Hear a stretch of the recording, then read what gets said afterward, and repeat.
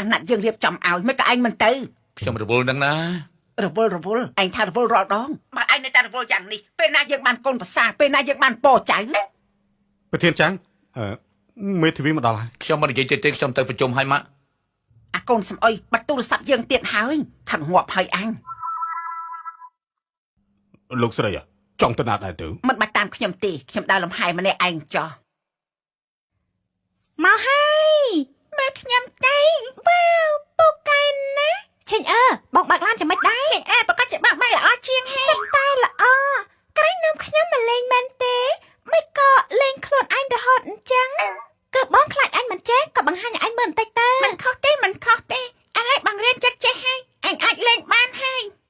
អី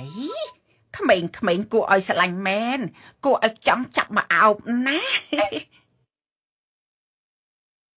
ហើយយោមានគ្នាដល់តែ3នាក់ជាកូនអ្នកណាអញ្ចេះលោកអើយគួរចង់អោបណា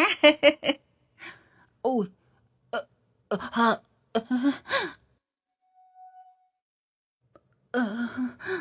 លោកជេចាំមិនហើយមិនស្រុកខ្លួនមែនទេលោកជេសំណប់ហើយឆាប់តែទៅ120ទេទេម៉ាមី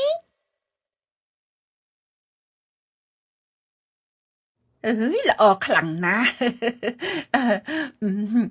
ម៉ាមីឯងជាម្ដាយរបស់ក្មេងទាំង3នាក់នេះហីស្រស់ស្អាតដូចពួកគេអញ្ចឹងអ្នកមីងយ៉ាងម៉េចហេនេះជាជំងឺរបស់មនុស្សចាស់នឹងណាជាហើយឥឡូវជាអស់ហើយសំណាងខ្ញុំដែលបានកូនឯង3នាក់នេះជួយខ្ញុំលោកជេមិនបាច់អរគុណទេម៉ាមីបង្រៀនខ្ញុំឲ្យចេះជួយមនុស្សរហូតលោកជេនេះជាអ្វីដែលពួកយើងគួរធ្វើឯងពិតជាសំណាងណាស់មានកូន3នាក់ស្អាតគួរឲ្យស្រឡាញ់ហើយឆ្លាតទៀតលោកជេម៉ាមីមិនមែនមានពួកយើង3នាក់ទេម៉ាមីមាន4នាក់ឯងមានកូន4នាក់ចាចុះម្នាក់ទៀតនោះគេមិនបានមកទេគេជួយខ្ញុំមើលតោជួយឯងមើលតោហើយចុះប៉ាគេនោះឪពុករបស់កូនស្លាប់ហើយ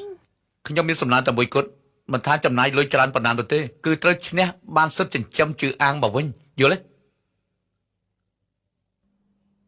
ប្រធានចាំងសំណើរបស់លោកពួកយើងយល់ក៏ប៉ុន្តែគ្រាន់តែធ្វើបែបនេះដូចជាមិនស្មើភាពជាមួយនឹងនាងអឺននាងទេនាងម្នាក់ឯងចិញ្ចឹមកូនលក់ត្រីក៏មិនស្រួលដែរលោកគឺជាមេធាវីម្នាក់ខ្វល់ខ្វាយបែបនេះក៏មិនស្រួលដែរមិនមែនទេលោកប្រធានគឺមិនមែនបានតែអញ្ចឹងទេហេលេខខ្ញុំទៅប្រធានចាក់ពួកលោកនឹងមានសំណួរស្អីទៀតទេគ្មានទេខ្ញុំគ្រាន់តែចង់ឲ្យពួកលោកនឹងចងចាំទុកជឿអាងគឺដំណក់ឈាមតែមួយគត់របស់ខ្ញុំមិនថាយ៉ាងណាត្រូវនាំគេមកក្បែរខ្ញុំអាឡូម៉ាក់ខ្ញុំនៅមន្ទីរពេទ្យ